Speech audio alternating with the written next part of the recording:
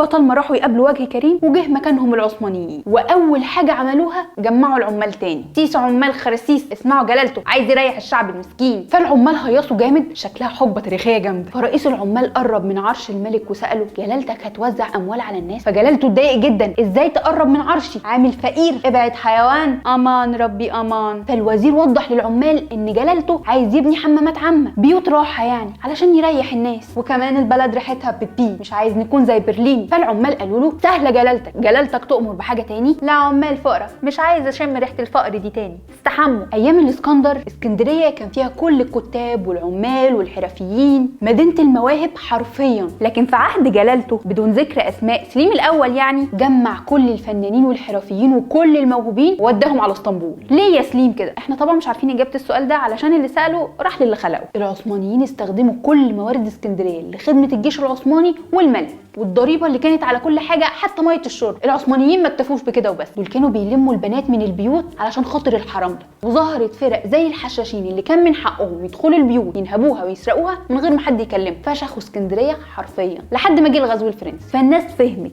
ان جيش جلالته من كتر ما انشغل بالخمره والنسوان نسيوا ازاي بيحاربوا زي زمان. ده غير ان كتير منهم انضموا للحشاشين، ودول ببساطه جنود بالاجره. الاسكندرانيه لقوا روما وصربيا بيتحرروا من العثمانيين، فقرروا هم كمان يقاوموا الاحتلال الفرنسي والعثمانيين. فجلالته طلع فورا فرمان ملكي بيقول المناهضه للبلاط الملكي تقاوم الاسلام والمسلمين، وده كان اول قلب ترابيزه في التاريخ. المسلمين نفسهم هم اللي عاملين المقاومه جلالتك، بس جلالته كان راجل سوسه، كان بيوقع الناس في بعضها، شيعه وسنه في بعض، مسلمين ومسيحيين في بعض، مصريين في رومان، اي حاجتين اتنين في بعض. فكانوا طول الوقت ملهيين في صراعاتهم الداخليه وناسيين جلالته السوسه فوق. اسكندريه شافت كتير وعدى عليها كتير، ليهم حق يشوفوا نفسهم علينا، مش للدرجه دي يعني. خف كاريزما يا عسل. جدك الروماني ده كان من 600 سنه، انت بقيت محمد احمد معانا عادي، مصري بباسبور اخضر عادي. ورجاء شخصي يا جماعه بلاش تحصروا بلوجات اسكندريه في افشخ مطعم وارخص فطار. هعمل كتاب عن اسكندريه، الاسكندريه من الاسكندر الاكبر لكبده الفلاح. فكروني بقى اعمل لكم بوست بكل الكتب اللي اتكلمت عن عظمه اسكندريه.